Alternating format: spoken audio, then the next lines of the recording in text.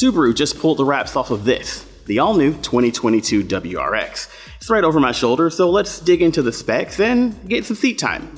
Passenger seat, unfortunately, but I'll take what I can get.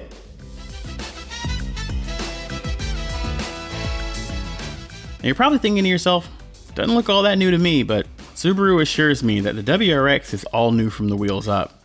Wider and longer than the outgoing model, its wide-body design is a touch more dramatic than the previous generation. It also features significantly different rear and rear quarter panels from the Impreza that it's based on. The new taillights are supposed to glow like volcanic magma, but I think they just bring a lot of new BRZ energy to the WRX's rear end. Not that that's a bad thing. The front fenders are now made of aluminum, which saves around 5 pounds on the total package. Less weight, of course, is more performance. And the Hawkeye projector headlamps are smaller, while the grille is a skosh larger. Of course, you've got the functional hood scoop up front, but also functional vents behind the front wheel and tucked into the rear bumper, which aid in aerodynamics. In the cabin, we're looking at a new 11.6-inch Starlink infotainment system, the very same system that debuted recently on the new Outback with standard Android Auto and Apple CarPlay. Alright, time to talk power. The 2022 WRX's burbling heart is a 2.4-liter turbocharged Boxer 4, outputting 271 horsepower and 258 pound-feet of torque. Features a new electronic wastegate and bypass valves, which reduce lag and improve responsiveness and acceleration. Of course, Subaru's symmetrical all-wheel drive is standard, as is a 6-speed manual transmission. 3 cheers for 3 pedals. Or the Rex can be had with Subaru's Performance Transmission, or SPT, a continuously variable transmission with an 8-speed manual mode. Now, the SPT is set to upshift 30% faster and downshift 50% quicker than the previous generation CVT, so we're expecting pretty big improvements this year.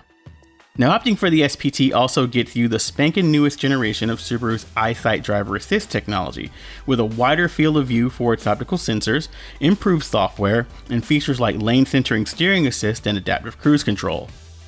Now, I wasn't able to drive the new WRX, but I did hit the track riding shotgun with Subaru's hot shoe rallycross driver, the appropriately named Scott Speed.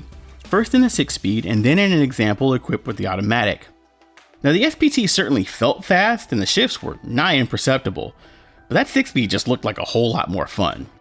Both were wicked quick in the hands of the seasoned driver, and I can't wait to get my hammy fists on the wheel either way.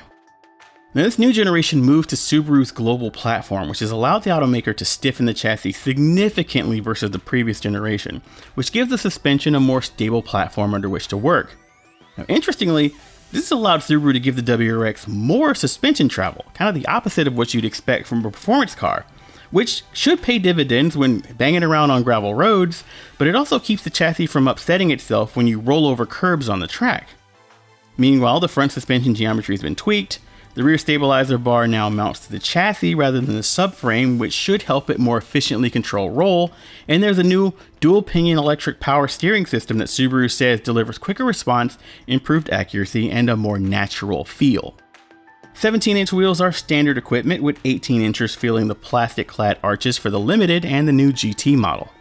Oh yeah, there's a new top-of-the-line GT trim level, how could I forget that?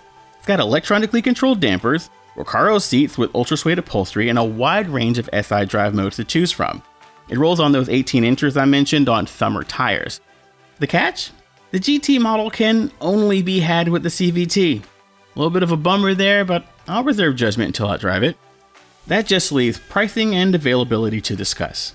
The new WRX should start hitting dealerships in early 2022. Pricing hasn't been announced just yet, but we expect to hear more about that as the launch window approaches.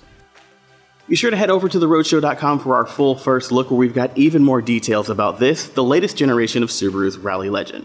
I'll meet you there.